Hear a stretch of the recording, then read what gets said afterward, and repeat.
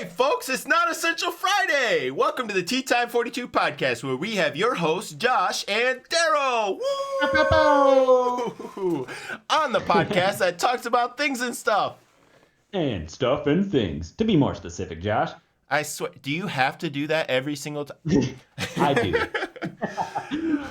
Real quick, guys, if you like us and you like what we're doing, consider hitting the subscribe button. We need you in order for us to progress on YouTube. If you like the content, hit the thumbs up. If you didn't, give us a thumbs down. That's our way to let us know what you like. Leave a comment below if you want to say hi or anything to add or ask. We'll read and respond to all of them. So today, for our non-essential conversation on this lovely Friday, we're going to talk about spring prep. How does that sound? I've been so excited to talk about spring prep because I have a lot to learn about this topic. Seriously, spring prep, out of all the seasons, this is my favorite season, minus all the rain. I don't like the rain that much. But minus that, I love spring. This is like my favorite time to just get up, get out of the house, enjoy some of that nice weather. Finally, no more snow. It's just, yeah, it's my favorite. And I think I just kind of leaked our location because we have snow. That white stuff. There's a lot of places in the northern U.S. that has snow, so go ahead, take a guess. So, first thing to start with spring prep. Everybody wants to get out there and mow their lawn, right? People are usually pretty excited to do that. I know I've been eyeballing my lawnmower. Your focus shifts from shoveling the driveway to the sidewalk and now is on that green stuff that grows in your yard, hopefully. So, when do you mow? Well, let me tell you. Is it ever too soon? Do you think? I've been wondering about that because, especially in the northern parts of the world, where there's snow, it'll get warm for a little bit, and then it'll get cold for a little bit, and then it gets warm again. So, like, when the grass starts growing during one of those little warm spurts, do you want to mow even though you think that it could get cold right around the corner, like a week later? Yeah, so in my experience, grass isn't necessarily affected by like the frost like our vegetables and our crop would be. So I don't necessarily know if that should be your indicator. Let me show you what you want to accomplish and when you know that you should mow. So I'm going to put up a picture here. This is picture of grass. And in that picture of grass, you can see these like stalks of brown flowers. Well, that's actually your grass producing seeds. And you want the grass to produce seeds. If you mow it too soon, it never produces the seeds, and then you don't benefit from the grass producing its own seeds, which just means you're going to spend more money buying grass seed, which you could save by just letting it grow a little bit. Let the grass do the work for you. Here's another picture of grass seeds. So if you look closely, you can see like it's a different type of grass seed, but it's almost like a small blade of grass with flowered seeds coming off of the top of that. So when you're wondering, should I be mowing? Should I not? You really want to go walk through your grass, take a look. Is your grass producing seeds? If it is, then you're good to go. Now, the thing with mowing your lawn is you always want to mow on the longest setting.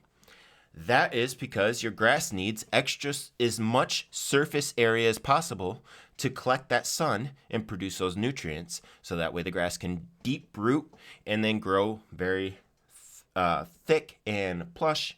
That's what you want. So you mow at the thickest or at the longest setting. In addition to that, you don't want to wait too long to mow because you only want to cut off optimally like 1/3 of the blade of grass. If you cut too much of that, it causes unnecessary stress on your lawn, and you may see negative consequences from doing that. So, in conclusion, let your grass grow until you see seeds, mow at the longest setting, and make sure you don't wait so long that you're cutting off more than 1/3 of the blade of grass. All right. When you mow, you don't want to bag the grass. If you bag the grass, you're going to lose out on those nutrients that you put into the grass, which we'll talk about in a little bit. You want that grass to go back into the grass and then deposit those minerals by biodegradation. That those minerals get biodegraded and fall into the soil, and then the grass reabsorbs them, and then the cycle continues. That's how you make sure you get the most out of the nutrients or the fertilizer that you're putting into your grass. Okay. The only time that you necessarily might want to bag your grass is A, personal opinion, or B, if your grass is too long, that you're going to produce like long strips of dead grass on the sides that's going to cover up the healthy grass and prevent it from collecting that sunlight that you want to get. Okay. So I do have a question. Sure. In your opinion, so I've let my grass grow pretty long this year. I didn't mow it on time, I think. And it's got like the seeds on it, but I'm also worried that if I mow it now, even on the highest setting, that I'm going to have enough grass on my lawn where it's going to maybe choke out the grass underneath it. But if I bag it, I'm going to lose the seeds that it's produced. So, like, in your opinion, should I bag it or should I mulch it? That's a great question. So there's two things you can do. One makes you work a little bit more, right? So first thing that I would do is I would just mow one strip down your lawn, and then turn your lawnmower off, go back and walk through that strip and see how much excess grass is actually being produced, and just determine whether or not that's going to be too much grass that is covering up the healthy grass. If it's covering up the healthy grass and producing big clumps of dead grass on the side of your lines, then you have one of two options.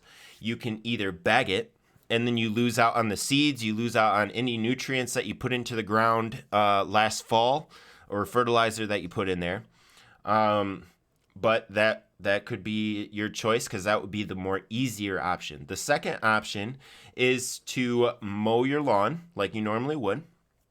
You can mow it one direction and then mow it the other direction. And then that's going to mulch that dead grass even more. Oh. And then in addition to that, if there's still too much grass, you can rake up the excess. That way you're still getting your seeds, because you're not going to be raking up a whole bunch of seeds. Hopefully, in theory, those seeds would have fallen down into the grass where you're not actually going to be picking them up with a rake. But then again, that's extra work. You have to mow your lawn twice, and then you have to rake. So that might be too much work for you. But if the nutrients are important to you and you spent good money on that, maybe you're willing to put in the extra work, so then that way you don't have to invest more money in more seeds and then more fertilizer. So completely up to you. Okay. It sounds smart. It almost sounds, at least to me, it sounds like it'd be worth the work. Doing the second mow. You know what? Thanks, Jeff. After you're done and you look at it, you'd be proud of what you did. So yeah, exactly. For me, it's always worth it. The second thing I want to talk about in regards to mowing is your direction, okay? So you want to alternate your directions. You can go horizontal one week, you can go vertical the next week, and then you can go diagonally, and then the other way diagonally, and then just alternate those every time you mow. The reason why is because what you can produce is training effect. So if you mow the same direction every single time, you're actually training your grass which way to grow, so then that way it doesn't get cut, right? Grass is kind of smart. It doesn't like to be chopped up. And so when you're producing the training effect, you're going to have a very uneven mow. When you look out in your yard, you're not going to see grass that's sticking straight up, absorbing all the sun and nutrients and healthy grass. You're going to see grass that is folded over and long in some spots and then not in the other spots. And so when you mow, if you're mowing in alternating directions, the grass doesn't know which way to grow. So it grows in the way that it's best for it, and that is straight up towards the sun, so then that way it can absorb the nutrients. That's what you want to accomplish. Okay. That's another thing I need to change in my habits. I always mow the same way. You would be surprised. A lot of people do that. A lot of people haven't, looked into it or haven't never been told to do it otherwise. So how would you know? The Yeah, it makes sense though. If you're going the same way every single time, you're going to train the grass in that direction. the next thing I want to talk about is watering. Is watering important? Yes, it most certainly is. But how do you know how long to water? How do you know when you're wasting water or when you're not? So, the first thing I want to start off is when do you water? Some people will opt to water at night, which is not necessarily a bad thing to do, but you have to be careful when you water at night. The reason why is if you water too late in the day, then you're throwing all the water onto the ground and all the excess water doesn't have anywhere to go. So it just sits there and it produces a moldy mildew environment where you're going to start to see mushrooms and moss growth. You don't want that kind of stuff in your yard. Anybody with animals, you definitely don't want poisonous mushrooms growing throughout your yard for obvious reasons, right? It's bad for your kids if they're walking out there and they're curious, you know. So if you're gonna water at night, make sure that there is enough daylight or sun left over at the end of watering that any excess water can be evaporated. If you're gonna don't water in the middle of the day unless your only intention is to cool the lawn off. So some places may benefit from this. Places of like desert area, which I mean, in those areas, there's probably water consumption laws. So you might not be able to waste water in the middle of the day, anyways. Or areas that are not very shaded and are very hot, because that excess heat and direct sunlight can burn your grass. So those areas they may consider like doing a quick sprinkle in the middle of the day, but just understand you're not really feeding your lawn at that point. You're just cooling it down because most of that water is going to get evaporated before it has any use. So when is the best time to water? Well, for me, that's 6 o'clock in the morning. So you want to water just before the sun comes up. That allows the ground to get nice and soft, and it allows the rooting network of the grass to kind of expand. It also allows the nutrients in the grass to become more pourable so they can go into the lawn. And that's kind of what you want to accomplish. And then the sun comes up and evaporates the excess water. That's essentially the time that I have found to be most helpful with me. How frequently do you want to water? Water about 3 to 4 times a week. It's not really necessary to water every single day. We do get rain. In areas that don't get rain, maybe you do need to do that. I would consult with whoever your lawn expert is in your area. When you do water, you want to water for about 30 minutes in each zone. If you have in-ground sprinklers, then you already have preset zones. And so just do about 30 minutes in each section. Your overall goal is to put out about 1.5 inches of water into each zone. For people that don't have in-ground water sprinklers, you can come up with a system. Set out your portable sprinkler or whatnot and set it in one area and draw a mental circle or rectangle around the entire area that's being watered, and then just let that sit there for like 30 minutes. You'll have to set a timer to remind you to go back out there, because I can't tell you how many times I've accidentally let it run for too long in one spot and not long enough in other spots. So that's something that you'll want to pay attention to. Been there. Yeah, it's a struggle. So if you can invest in in-ground water sprinkling and you care about your lawn, it's a good investment. It also helps you be more efficient with your water, right? Then, do you have any questions so far, Daryl? One question I did think of, I don't know if you're going to answer this or later on, or maybe I missed it earlier. How often do you mow? That is a I great think it's question. different, and it might Yeah. be different depending on where you live and everything. But Josh, how often do you mow? I always have So a hard time telling. So essentially, if you remember back to my original statement of how much of the grass you want to cut off, you want to cut off 1/3 of the blade, right? So Yeah. depending on how fast your grass is growing, that will determine how fast or how frequently you need to mow. The more you water, the more you have to mow, right? The faster your grass grows, the more frequently you have to mow. For me, Mm. that's about 1 time a week. Okay. When so next thing I kind of want to talk about is why is it important to take care of your lawn? What do you think? Well, it seems like if you don't take care of your lawn, if you don't do the necessary things that you probably should be doing on some kind of scheduled basis, your lawn can get out of hand quickly. Before you know it, it sounds like things will start to die. You can get weeds growing up all over the place, and the longer you let it go without tending to it, the worse it's going to be to get it back into shape. Does that sound about right? Yeah, so one year when I first moved into this house, I did all this research on how to take care of my lawn because you know what? Gosh darn it, I wanted to beat my neighbors. I wanted to have the best So lawn on again, the block. I wanted people to drive past my house and be like, man, that guy knows what he's doing. But you know what? They may have done that. They may not have. I don't know. But I did that for 1 year. And you know what? It was a little bit expensive. I bought the weed and feed that I poured all over my lawn. I followed the instructions on the back of the bag.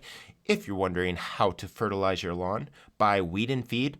I prefer to use Scott's weed and feed, not sponsored by this video, by the way. And follow the instructions on the back. Make sure you use enough fertilizer. You don't necessarily want to use too much, and you definitely don't want to use too little.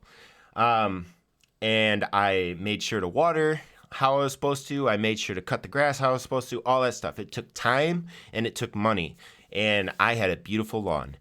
The next year, I wondered, what happens if I don't do what I'm supposed to do? And you know what happened? it I worked out fine, didn't it? oh no. Oh no. I would strongly advise against not doing anything. And the reasoning why is, let me tell you my story, okay?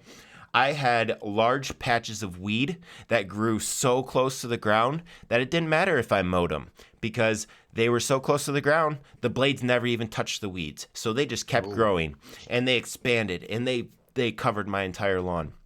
Second thing, I had areas of infestation for ants because weeds, the way they grow and their rooting network is not similar to grass. Grass is a nice protectant against pests. So ants and grubs and whatever else that could burrow into the ground, it's not a very good living environment for them if you have a nice plush lawn. So you want to make sure that your lawn health is optimal if you want to avoid getting like those sort of infestations. The second thing is, which I think is probably the most important, which may be related to childhood trauma, I'm not sure, but bees. I strongly dislike bees. I'm terrified of them.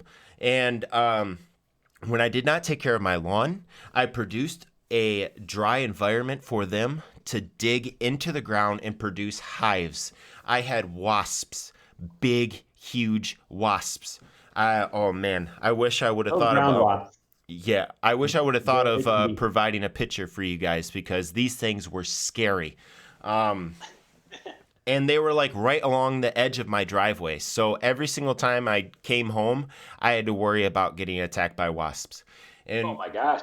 whenever you have like that sort of an attractant, you're going to start getting wasps building nests around your house, into the corners of your house, like living underneath your garage. I am not even joking with you, Daryl. That is not something you want to do. I hate wasps. I've been stung so many times, especially as a kid. You're totally right. Like getting rid of those things, it's like a childhood trauma right there. Just trying to get rid of their memories of being stung by those little monsters. Yeah, it's terrifying, right? It Oh is. man. They are scary. Roll So up the window, kids. We're coming by the wasp nest. so that year I completely screwed up my entire lawn. I did save money because I didn't have to buy any fertilizer and I wasn't watering my yard, so I saved a little bit of money that way. But what did it cost me, right? In my opinion, it's more it's worth my quality of life to take care of my lawn, and that's just my personal opinion. Um, then, do you have anything else to add right now? Um, Well, I've got a couple steps that I came up with. I'm not too familiar with taking care of lawns. I mean, I'm learning myself and I'm not doing a great job yet. So I've got some work to do. And something I came up with were just a couple essential steps to take care of your lawn every year. I'm a list person. So do you want me to run through that? Are you interested in hearing it? I kind of want your opinion on it. Yeah, yeah, go ahead. Oh, one more thing I wanted to mention is the Oh, amount of cleanup after that year was ridiculous. I had to completely rototill areas of my lawn, and that took hours of work, and then reseed that entire area. It was terrible. Not to mention the pest control that I had to do to get rid of those infestations. It was horrendous. So I would say take care of your lawn you're going to save yourself money down the line by just investing in it early. But Josh, I picture you out there with a rototiller just digging down into like a mud wasp nest and these wasps just flying oh, over. oh no! Stop it! You're giving me chills, man. I don't like it. Take care of your lawn or that'll be you. Seriously though, So, tell me your list. as far I'm as excited. I'm pumped. I want to hear it. yeah, so 6 steps that I came up with. I might need to add more, take some away in the future. I don't know. I'm just starting to work on this, but um, it sounds like you want to start by removing old debris. If anything that you didn't remove in the fall, you want to get like sticks, leaves, anything laying on your lawn covering the grass that's trying to grow. You want to get rid of that right away. Step one. That's huge. Yeah, good. Step two, tune up your mower. I guess first when I purchased my first home, I guess I underestimated the value of replacing a spark plug, any air filters, and making sure that you either make sure you don't have gas in your lawnmower at the end of each year, or that you treat it so that it'll actually start up the next year. So make sure that you do your tune-up for your lawnmower. And another thing I found interesting is that you should sharpen the blades of your lawnmower each year. It sounds obvious, but if you don't do it, it's going to rip some of the grass out instead of just cutting it, and it could actually be worse for your lawn than actually do anything good for it. So take care of your lawnmower. Aerate your lawn. Now, I don't know. I've never actually aerated my lawn. Do you aerate your lawn at all, Josh? I would advise most people to not aerate their lawn unless it's Okay. so thick. The purpose of aerating is to kind of go in there and then break up that root network, so then that way nutrients and water and seed and everything can get down into the soil and feed the roots. But if you don't have like a super thick lawn that would benefit from that, then you actually end up doing more damage than good. Okay, so it sounds like this is one that I maybe should take off of my list personally. If you've got a really thick lawn, first off, congratulations. Second off, it might be good to aerate your lawn so you're making sure that fertilizer, water, and oxygen can get to the roots of the grass more efficiently so that the grass isn't choking out the soil, basically. But my lawn is quite sparse. I have kind of areas of either dead grass or dirt, unfortunately, that I really need to take care of. Okay, so it sounds like it makes sense. I should not aerate my lawn because I might actually be doing more damage than good. All right, all right. Treating your lawn, that's something I don't do actually, that I think I need to start doing. Kind of like you were talking about, Josh, with the weed and feed. I need to figure out a schedule to treat my lawn. And I actually found an app that, again, we're not sponsored by this app, but I was looking through it and it kind of came up with some interesting ideas about how to schedule your treatment of your lawn, how to water your lawn. The app is called My Lawn, and I'm going to try that out this year to see if I can fertilize my lawn appropriately and water it well and see if I can make it more lush. Oh, awesome. I'll have to check out that app too. I never heard of it before. Yeah. Hey, it'd be awesome if you could check it out. And if you find anything on there that maybe you don't agree with, let me know. And same thing to all the listeners out there. If you find something on this app that you either don't agree with or you absolutely love, post it in the comments. I'd love to hear a little bit more about it. Beginning to mow, I think we kind of talked about when you should begin to mow, but this is an essential step. Paying attention to your lawn, letting those seeds kind of grow in a little bit, and starting mowing when it's appropriate.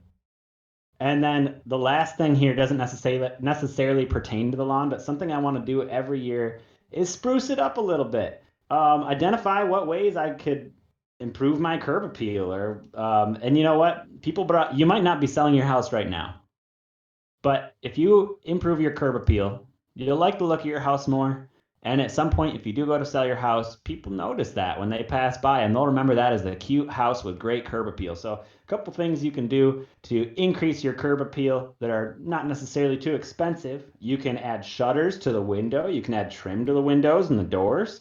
You can clean up the siding with like a power washer. I think there are power washers you can even rent from a lot of hardware stores to kind of spray the grime off of your siding, make it look a lot better. Um, if your hose is just laying around, hang up your hose. That's something cheap you can do that adds curb appeal. Or simply planting new flowers, kind of come up with new ways to garden and increase that curb appeal and make your house look fantastic from the road. I'd have to say, Next, if you guys are considering what to put in your garden space in the front of your house or around your house, consider doing a quick search into perennials.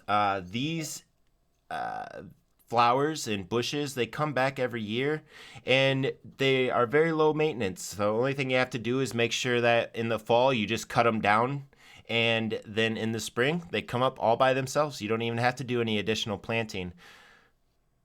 yes, sir. I'm all about perennials because I don't want to have to do extra work every single year if I can avoid it. So, yeah, look up some perennials, or I don't know, maybe you're in a place where you don't really need that. Maybe certain flowers just are alive year round where you're living. And in that case, that's lucky. But so, those are really my six essential steps that I'm going to start with to start taking care of my lawn. But do you have anything that you want to suggest or add to that at all, Josh?